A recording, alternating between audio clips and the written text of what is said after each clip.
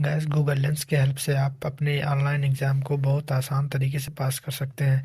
बस आपको Google lens से उस क्वेश्चन को स्कैन करना है और सर्च करना है, और आपको बस फ्यू सेकंड में आंसर मिल जाएगा।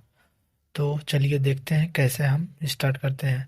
तो आपके पास कोई इमेज है तो आप उस इमेज को भी आप गैलरी में, फ़ोटोज़ के गैलरी, गूगल गैलरी में ओपन करके आप उसे यहाँ से क्लिक करके आप गूगल लेंस में ओपन कर लीजिए।